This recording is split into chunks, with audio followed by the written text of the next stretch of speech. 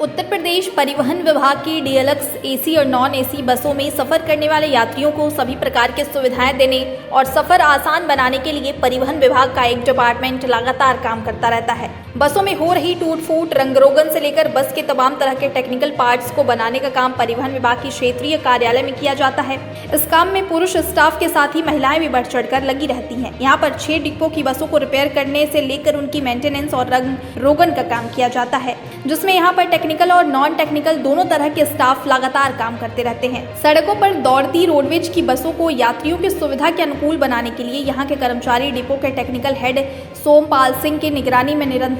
क्रियाशील रहते हैं, जिससे यात्रियों को तमाम तरह की सुविधाएं दी जा सके। वहीं सर्दी के मौसम को देखते हुए यहाँ पर बसों के शीशों को ठीक करने के साथ ही रेडियम फॉग लाइट के अलावा अन्य काम भी किया जा रहा है।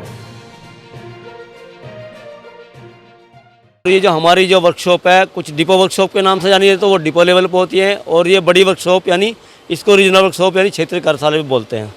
हमारे यहाँ जो बस से संबंधित है वो सभी कार्य होते हैं, जैसे कि मैकेनिकल में इंजन हुआ, गियर बॉक्स हुआ, पहिया हुआ, rear axle, front axle, crown wheel और आपका सेल्फ, अल्टरनेटर, सभी का रिपेयरिंग वर्क भी होता है और गाड़ियों में फिट भी किया जाता है। साथ साथ बसों की सीटें भी बनाई जाती हैं, बसों की जो टूट फूट है उसकी चादरें बनाई जाती है, उनका स्ट्रक्चर जो है उसको वेल्डिंग किया जाता है, सीटों की अपहोल्स्ट्री भी बनाई जाती है, और इनको सब कंप्लीट होने के बाद में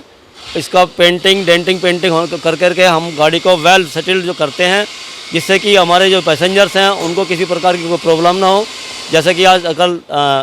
सर्दी चल रही है, सर्दी में शीशे की व्यवस्था हम ठीक से दुरुस्त रखते हैं, और साथ ही जो है रोड सेफ्टी का भी हम लोग ध्यान रखते हैं, जिसमें हमारी रेडियम पट्टी हो गई है,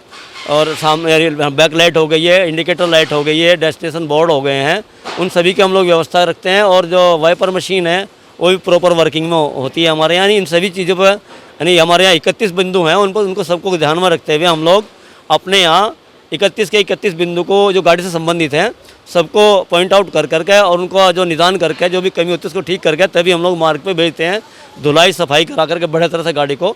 सब तब भेजते हैं। हमारे यहाँ जो वर्कर्स हैं, कुछ आउटसोर्सिंग वर्कर हैं, कुछ ITI वर्कर्स हैं, कुछ रेगुलर वर्कर हैं, और सभी तरह के वर्कर हैं, जिसमें मैकेनिकल, इलेक्ट्रिकल, बॉडी, सीट सभी तरह के वर्कर हैं,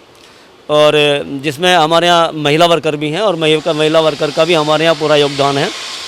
जो एक महिला तो हमारे यहाँ ऐसी है जो अपने टेक्निकल काम को भी जो अच्छे से करती हैं।